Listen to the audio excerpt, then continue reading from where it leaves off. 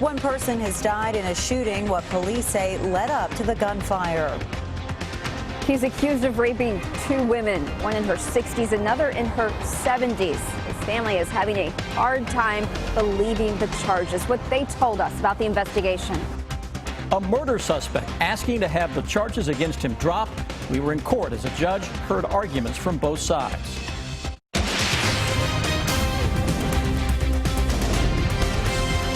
This is WKYT News at 5. A domestic dispute ended with one person dead this afternoon. The state police say a man was shot and killed at a home on Brown Ridge Road in Rowan County. So far, no one has been arrested. WKYT's Garrett Weimer is at the scene with our top story at 5. This rural road is now clear, but it was full of investigators and first responders earlier after that shooting that killed a man. State police were first called out here to Brown Ridge Road this morning for some sort of domestic dispute. We're told a man had come to a home here, gotten into some kind of argument with the people who lived there, and then ran off. Investigators came out here, even bringing canines with them, but they didn't find him. Eventually, police say the man came back to the home. After there was another altercation, and that's when one of the subjects was shot. And then when he was shot, where did he go from there, can you say? Across the road. He fled out of the residence across the road. Police say that's where they found him dead. Investigators have not said who shot the man, and no charges have been filed at this time. In Rowan County, Garrett Weimer, WKYT. Police have not said whether the man who was killed was also armed. Neighbors call it disturbing. Police say a man broke into an elderly woman's apartment and raped her. They arrested Jeffrey Cummins one day after the crime on Donnabrook Court. He's accused of committing a similar crime a year earlier. WKYT's Kristen Kennedy has more on the case. We talked to Jeffrey Cummins' aunt and uncle. They say they have raised him since he was 9 years old, and they find the charges that he is facing shocking. The details difficult to hear. Sunday, officers say Cummins broke into an elderly woman's apartment, raped her, then admitted to pouring bleach on her to destroy evidence. Last year in April, Lexington police say he committed a similar crime. They say he broke into a woman's home and raped her. Investigators told us it took about a year to track down Cummins and get his DNA. It then took several more months for the state crime lab to match Cummins to the 2015 rape. Lexington police issued a warrant for his arrest for that rape charge Monday, a day after police say he raped a woman living on Donnabrook Court. It's very disturbing, yes, because we have kids living on this block, and I don't think these kids' moms want their kids living in a neighborhood where an old lady just got raped. Neighbors of the elderly woman police say Cummins raped Sunday called the area pretty peaceful. It's not that bad of a neighborhood, to be honest. It's kind of quiet. Cummins listed his address less than a mile from the apartments on Donnabrook Court. His aunt and uncle told us he hasn't lived with them in a very long time. Cummins will be back in court next week. In Lexington, Kristen Kennedy, WKYT. And that's not all. Cummins is also charged with 4 counts of matter portraying a sexual performance by a minor. Police say he admitted he looked at child pornography on his cell phone. Today, a judge heard arguments about whether a murder suspect's charges should be dropped. Nicholas Willinger is accused of killing Sue Jones at her Scott County home in 2010. Willinger's attorney asked to have the charges dismissed, saying a detective lost evidence in the case. WKYT's Victor Puente shows us what both sides told the judge today. We may not know for some time if a Scott County judge believes that missing evidence is enough of a reason to dismiss the charges against Nicholas Willinger. Willinger was one of 2 people charged in the death of retired bus driver Sue Jones. She was beaten to death inside of her home in 2010. The other person charged, C.G. Jefferson, pleaded guilty to complicity to commit burglary last year. Notes from an early interview with Jefferson are part of the evidence that has been lost in this case. The detective who was in charge of the case testified today that he left 2 notebooks filled with evidence in his office when he retired in 2013. He said he told his fellow detectives, but those notebooks have since disappeared. As you sit here today, do you know where those notebooks are? No, ma'am, I do not. And as you sit here today, can you remember every person you talked to in this case? No, ma'am. Those would have been in the file. Yes, ma'am. Sue Jones's daughter was at this hearing. She said she believes this case will go to trial. She's looking for justice for her mother. Robbery's one thing, burglary's another thing. I don't agree with them either, but you took someone's life. That changed everybody's life. It changed my life, my brother's life, my children, my grandchildren. Prosecutors say this case can move forward because the notes of other investigators are still available. In Scott County, Victor Puente, WKYT. Willinger's attorney said this hearing may take several more days. Police have arrested a 19-year-old suspected in a string of break-ins. Lexington police say Charles Early and two juveniles broke into homes in the Hamburg and Brighton East neighborhoods. We are told they knocked on doors to see if people were home. If someone answered, they said they were looking for a missing dog. If there was no answer, police say they broke in and stole from the home. Police tell us Early became a suspect after one of the victims chased him down. He's charged with 2 counts of burglary. Now to our county-by-county coverage at 5 o'clock. A McCreary County jail inmate is on the run this afternoon. Investigators say that Jimmy Troxel ran off as inmates were unloaded from a van at the county courthouse today. We're told he might be headed to the Sawyer area of McCreary County. In Clark County, a man admits he robbed a check cashing business. Winchester police say that Aaron Vasquez had a gun and threatened an employee during the robbery in April at Advance America. The Winchester Sun reports he pled guilty and asked to be sentenced immediately. He received a 10-year sentence. He must serve 8.5 years before he is eligible for parole. Well, it looks like our stretch of pleasant weather is coming to an end. We have some steam and storms returning to our area. WKYT Chief Meteorologist Chris Bailey is here now to tell us when it will arrive. Yeah, starting to see the beginnings of that weather change already showing up on our sky cam with some high clouds that are streaming in from the south and southwest. So even though it's not feeling the tropical part out there, it's starting to look it already with some of those ice crystal clouds that are filtering in from the west and the southwest. Typically a harbinger of some changes, and we are indeed picking up on that. Low 80s again. Humidity not bad at all at 45%. So we've got that very nice feel to the air again across central and eastern Kentucky, where most thermometers outside of Danville reaching the low 80s right now. Low humidity making for a fantastic evening. If you're a sunset lover with a little cloud cover that's out there, should be a very fiery sunset coming up here in a few hours. That's on the leading edge, by the way, of some of that warm, muggy, and tropical air that is spitting out a little thunderstorm action into parts of western Kentucky, western Tennessee, and whatever's out there is going to roll its way to the northeast as we go into the day tomorrow. That means we're back into that same old pattern that we've been stuck in for the better part of summer. Brand new hour-by-hour forecast is in. We'll share it with you coming up in a little over 5 minutes. Chris, thank you. President Obama surveyed the damage in flood-ravaged Louisiana firsthand today. As Manuel Bojorquez shows us, he pledged the victims will not be forgotten. The prayers of the entire nation are with everybody who lost loved ones. The president toured East Baton Rouge Parish, one of the hardest hit communities. Floodwaters destroyed or damaged about 60,000 homes. People's lives have been upended by this flood. Local businesses have suffered some terrible damage. Families have, in some cases, lost homes. The water in this house came up to the owner's shoulders. Repair crews gutted the home, tearing out flood-damaged wood and the soaked carpet and tossing it all on his lawn. Your whole world is gone.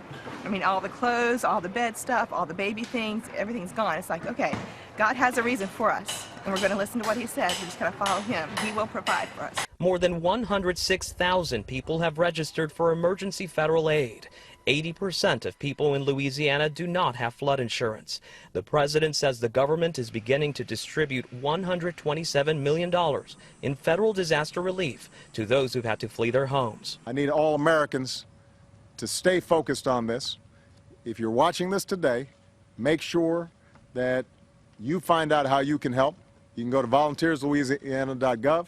President Obama's visit follows one by Donald Trump on Friday. The Republican nominee criticized the president for not cutting short his 2-week vacation on Martha's Vineyard. Today, Trump tweeted the visit by the president was too little, too late. Manuel Bojorquez, CBS News, Baton Rouge, Louisiana. And Hillary Clinton says she will visit the region when her presence will not disrupt emergency response efforts. Downtown Lexington getting an underground makeover, the work being done to improve water service ahead. It has been 1 year since a young boy became the first child to receive a double hand transplant. We'll show you how he's doing in Better Living. Now. your hour-by-hour forecast with Chief Meteorologist Chris Bailey. Nice weather again across the Bluegrass State on this Tuesday. At least this work week is 2 for 2 in terms of the very nice air. Low 80s for many of us with the low humidity levels that just keep on keeping on, at least for a few more hours. Look outside right now.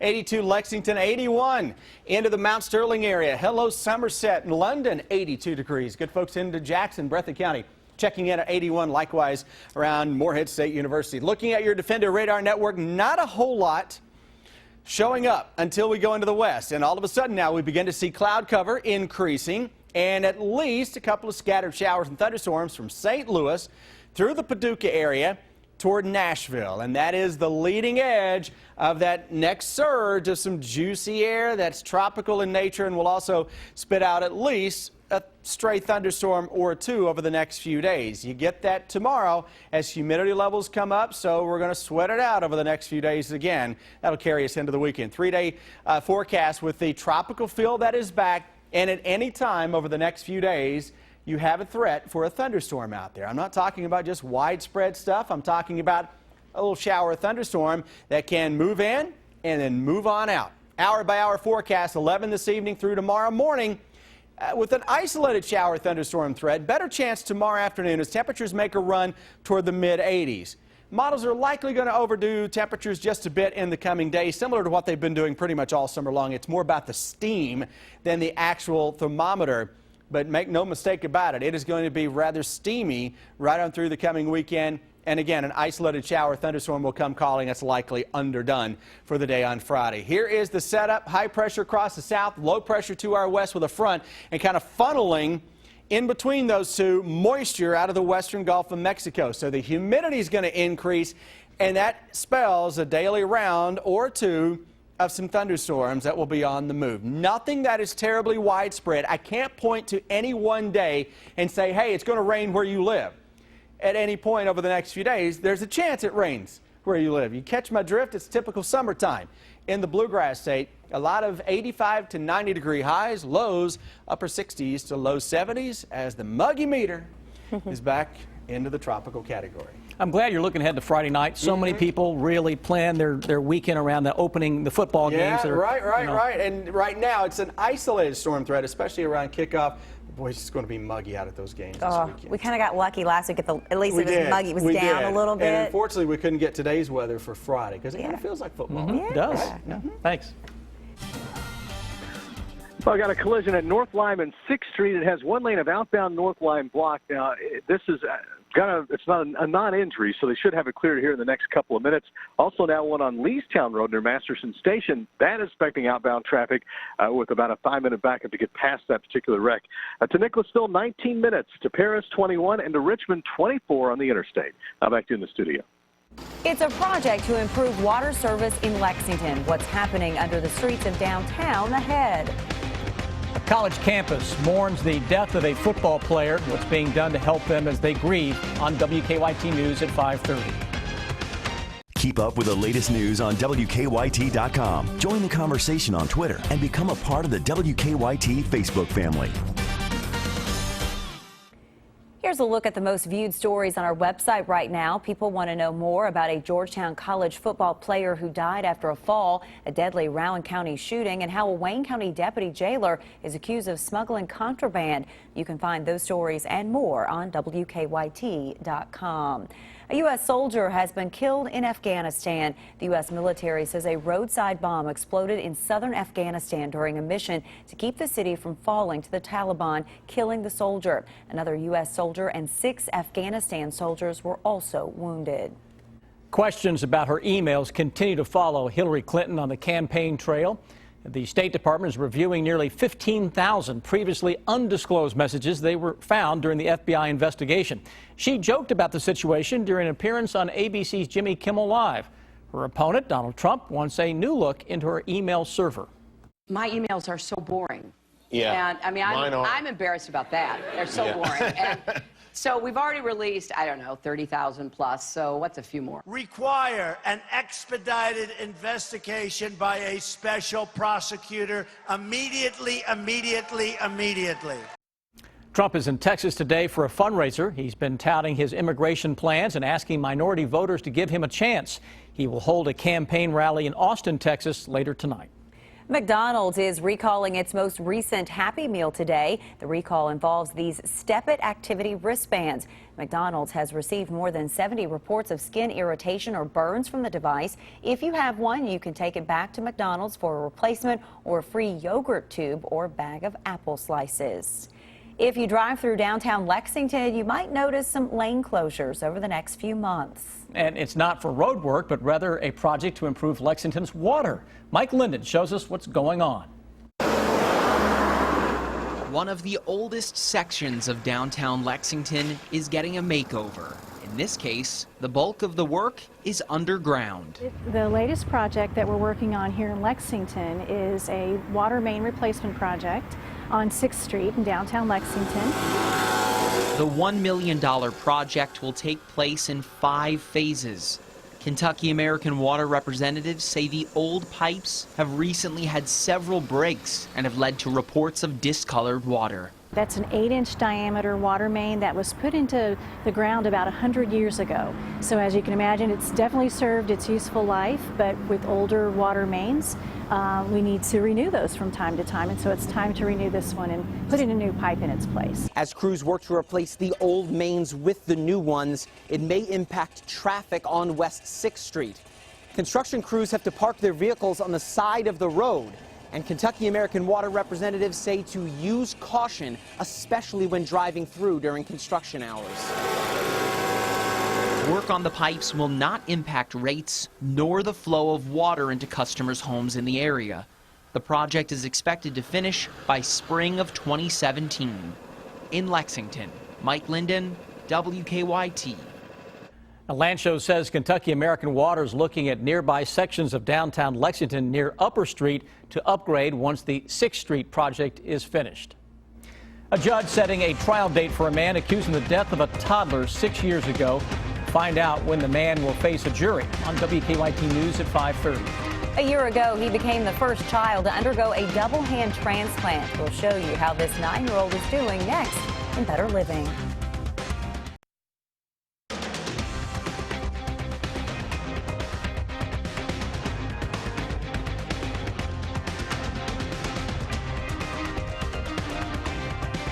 It is time now for Better Living, health, education, and consumer news that impacts your life. A year ago, an 8-year-old boy became the first child to undergo a bilateral hand transplant. Today, he and his mother, along with doctors, are talking about how he's doing. Brooke Silva Braga has the updates. It's been a busy year for 9-year-old Zion Harvey and his mom, Patty Ray, as they both adjust to their new life with his new hands. It still feels like I'm living my dream. It's his dream, but it's mine too. Last summer, Zion became the first child to undergo a double hand transplant. We could not have had a better first patient. His rapid recovery has allowed him to write in his journal and zip his clothes. He even threw out the first pitch at a Baltimore Orioles game. The only limits now seem to come from his mom. She won't let me try out for football. No. We're gonna start with baseball. Why not? It's too dangerous. Zion lost his hands and feet due to an infection when he was 2 years old. His new hands, transplanted from another boy in a 10-hour procedure here, are designed to grow as he does. The team of doctors and therapists say through rigorous physical therapy, he's trained his brain to communicate with his new hands after not having any for 6 years. He was seen 5 days a week for 3 hours of occupational therapy a day for 10 months. Squeeze. He's learned to bake, play with toys, even passed out the cake at his 9th birthday party. Who didn't get one? So what's left on the bucket list? Convince Mom to let me play football. Brooke Silva Braga for CBS News, Philadelphia. I think that argument's going to continue with Mama there. The donor's family issued a statement saying they are happy a part of their son could be a blessing to another little boy. A study of the television rating system shows that violence is not accurately reflected in ratings. Researchers say glamorized violence is prevalent across shows regardless of rating, and children have a hard time separating that from reality. Parents are encouraged to watch with their children and to talk about media and risky behaviors whenever possible. Divorces appear to follow winter and summer holidays. Researchers analyzed divorce filings in Washington state between 2001 and 2015, and they found they consistently peaked in March and August. The findings held true even though many couples view holidays as a time when things might get better. Stick with us. Here's what's coming your way now at 5:30.